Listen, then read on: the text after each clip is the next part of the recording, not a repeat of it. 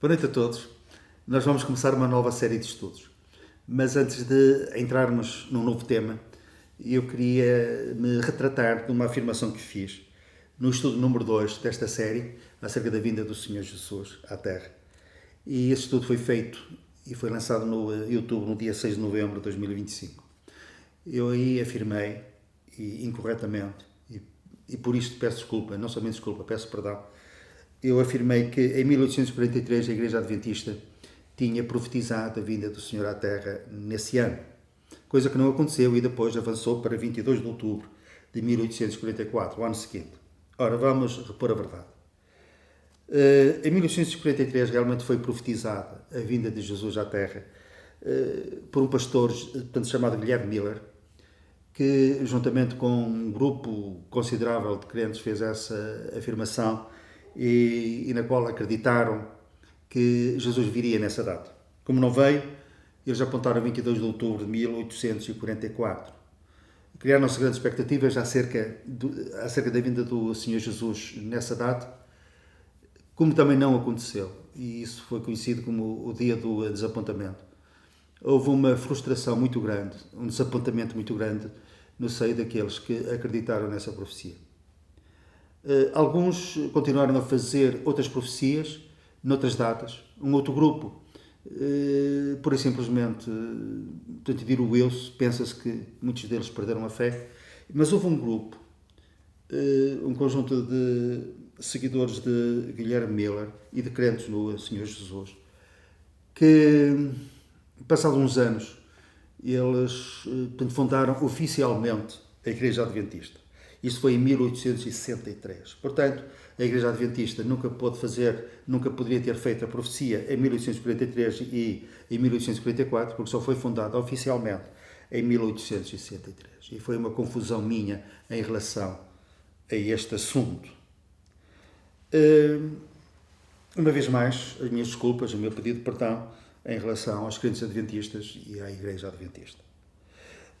Contudo, eu não queria que de modo algum se perdesse de vista o conteúdo e o ensino acerca deste acontecimento futuro, o maior acontecimento no tempo futuro que vai ter lugar quando Jesus vier aos ares buscar a sua Igreja. Aquilo que vulgarmente se chama no meio evangélico como o arrebatamento da Igreja, esse dia glorioso em que os que estiverem vivos serão transformados ao encontro do Senhor aos ares, não passarão pela morte. E os que morreram em Cristo, os que pertencem à Igreja, serão ressuscitados. E todos com o corpo semelhante ao do Senhor Jesus iremos ao encontro do Senhor aos ares. E estaremos para sempre com o Senhor. E este é um tema tão importante que eu de modo algum gostaria que aquilo que me levou a fazer esta retratação ofuscasse este dia que será um dia glorioso, quando o corpo, a Igreja, se vai reunir à cabeça, que é o Senhor Jesus. Hoje então vamos começar o novo estudo. Iremos tentar responder a estas questões. Satanás, onde está agora? O que é que ele faz agora? E depois iremos fazer as mesmas perguntas, levantar as mesmas questões em relação ao Senhor. Satanás, onde está agora? Muito provavelmente alguns de vós estão a pensar, e de uma forma intuitiva, a resposta será: está no inferno. Não, não está no inferno. Satanás agora não está no inferno. Iremos depois, no decorrer do estudo, explicar pela Bíblia onde é que ele está agora. O que é que ele faz? Aqui nós já podemos avançar alguma coisa. O que é que Satanás faz? Agora ele trabalha. Eu lembro-me que há quase 50 anos, um dos primeiros livros que eu li, após a minha conversão, que está para aí algures, numa das minhas estantes, que diz que, portanto, o título desse livro, eu nunca mais esqueci, é Satanás está vivo e ativo no planeta Terra. O que é que ele faz? Ele trabalha. Ele está vivo e ativo no planeta Terra. Mas antes de entrarmos propriamente naquilo que Satanás faz agora, e depois iremos falar onde é que ele está agora, permiti-me um preâmbulo para nós nos contextualizarmos acerca desta pessoa. Satanás não é apenas algo portanto, simbólico, que a Bíblia faz portanto, referência como sendo uma figura de alguém. Não. Satanás está identificado, tem nomes. A Bíblia fala acerca daquilo que ele faz. A Bíblia fala acerca do seu destino. Trata-se de uma pessoa. E a primeira leitura que eu gostaria de fazer convosco está em Ezequiel, capítulo 28. E vamos ler desde o versículo 11 até o versículo 17. Ora, esta passagem diz respeito, é uma palavra que diz respeito ao rei de Tiro. Mas tem um alcance muito maior, muito mais profundo do que propriamente referências a este rei. Até porque aquilo que nós vamos considerar prova que não se pode referir a uma pessoa humana, ao rei de Tiro propriamente dito. Mas vamos ler. Versículo 11. Veio a mim a palavra do Senhor dizendo: Filho do homem, levanta uma lamentação contra o rei de Tiro e diz-lhe: Assim diz o Senhor Deus, tu és o sinete ou o distintivo da perfeição, cheio de sabedoria e de formosura. Ora, isto não se pode aplicar ao mero ser humano, nomeadamente a este rei que nós já fizemos referência. É alguém que tinha uma marca, a marca da perfeição, cheio de sabedoria e formosura. E estavas no Éden, no jardim de Deus, não se aplica ao rei de Tiro. De todas as pedras preciosas te cobrias, o sárdio, o topázio, o diamante, o berilo, o ónix, o jaspe, a safira, o carbúnculo e a esmeralda. De ouro se fizeram os engastes e os ornamentos. No dia em que foste criado, foram eles preparados. Ora, esta pessoa a quem Ezequiel faz referência de uma forma muito mais profunda e com um sentido espiritual muito instrutivo e elucidativo, esteve no Éden. Não o Éden de Gênesis capítulo 3. Esse era um reino vegetal. Este era um reino mineral. Ele estava não entre as árvores do jardim, mas entre pedras afogueadas. Andavas, como lemos numa outra passagem. A quem é que se refere estes versículos? A Lúcifer. Que era, como nós iremos ver, era um querubim ungido. Mas nós vamos continuar a ler neste capítulo os versículos seguintes. Tu eras querubim da guarda ungido, querubim ungido. E te estabeleci, permanecias no monte santo de Deus, no brilho das pedras andavas. Perfeito eras nos teus caminhos desde o dia em que foste criado, até que se achou iniquidade em ti. Ele era perfeito até um dia em que ele perdeu essa perfeição. A beleza que ele tinha também a perdeu. O reino onde ele estava e o ministério que ele tinha também foi perdido. Algo o fez cair. Algo muito grave o fez cair. Portanto, ele era perfeito até que... Também temos aqui um outro dado. Ele foi criado. Ele, apesar de ser cheio de sabedoria, ele não era onisciente. Ele não era onipresente. E muito menos, ele era onipotente. Mas era alguém que se destacava nesse reino de Deus, que existia mesmo antes dos céus e a terra terem sido formados. Ele estava no princípio, antes do princípio de Gênesis capítulo 1, versículo 1.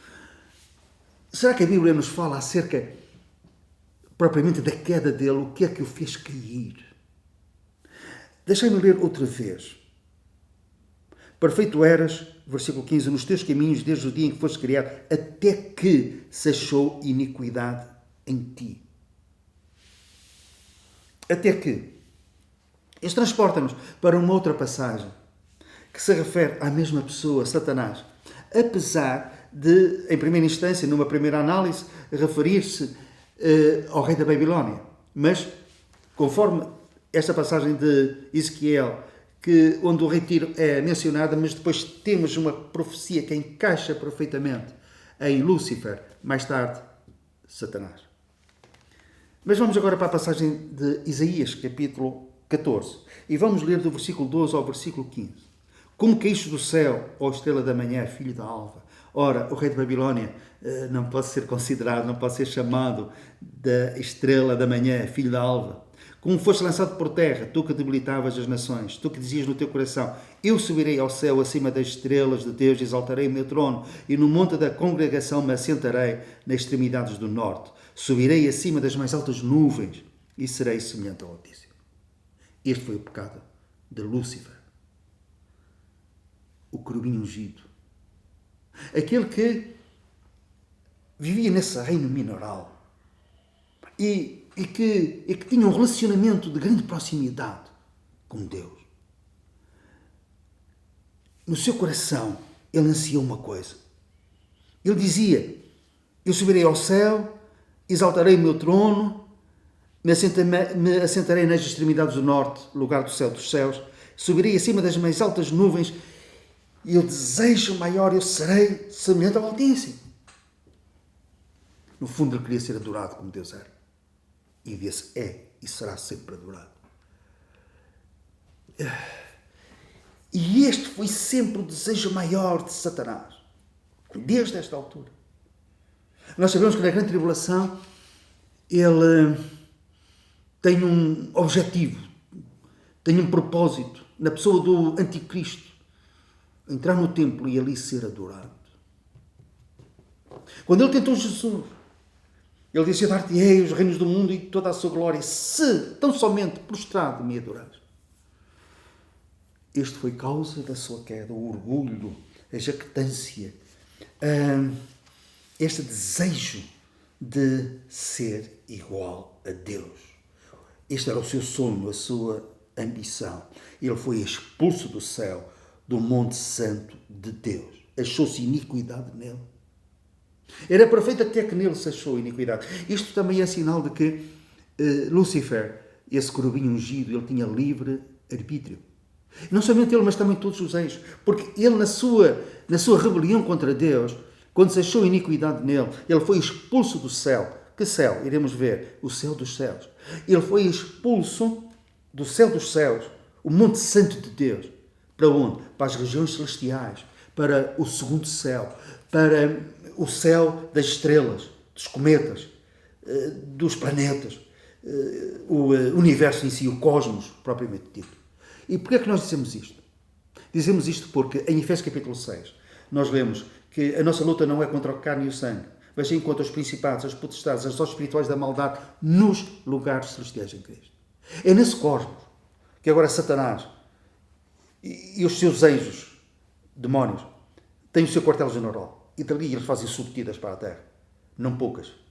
E um dia, até mesmo desse lugar, em Apocalipse capítulo 12, durante a grande tribulação, na segunda parte da grande tribulação, Satanás vai ser expulso das regiões celestiais. E vai ser expulso para a terra. Ele passará a ter o quartel-general na terra. E ele virá com grande cólera, sabendo que tem pouco tempo. Porquê? Porque o cumprimento da sentença, da condenação, ele foi condenado. Na cruz do Calvário ele perdeu. Mas ainda não está a cumprir a sentença. Mas quando ele for expulso das regiões celestiais, Apocalipse capítulo 12, mais propriamente, no versículo, que vou ter que precisar, Apocalipse capítulo 12,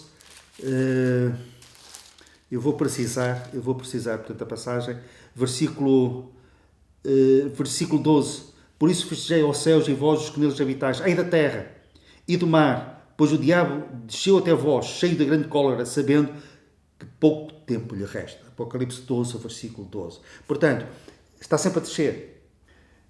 Do Monte Santo de Deus, quando se achou iniquidade nele, na presença do Deus 3 vezes santo, não pode estar nada que contamine. A iniquidade não pode estar presente. Ele foi expulso desse lugar, do céu dos céus, onde o Senhor habita, onde o Senhor tem o seu trono. Ele foi expulso para as regiões celestiais. Das regiões celestiais, durante a grande tribulação, ele deixa a terra. E depois, na terra, ele vai ser preso durante 1000 anos. Será solto durante um pouco de tempo. E depois vai cumprir a pena por toda a eternidade. Onde é que vai cumprir essa pena? A Bíblia fala-nos acerca disso. Que Satanás vai ser lançado no lago de fogo e de enxofre, Apocalipse capítulo 20, onde já se encontram não só a besta, como também o falso profeta, o anticristo, e serão atormentados de dia e de noite pelos séculos dos séculos. No estudinho vamos fazer mais uma outra referência a esta passagem. O que é que Satanás faz agora? Então, ele está vivo, está ativo no planeta Terra e ele trabalha. No próximo estudo, credo do Senhor, nós vamos entrar um pouco mais em pormenor acerca daquilo que Satanás hoje faz, naquilo que ele está empenhado, de veras empenhado. Onde ele está agora, não está no inferno, não está no lago de fogo, vai estar um dia. O que é que ele faz agora? Iremos ver então, nos próximos estudos. Que o Senhor nos abençoe.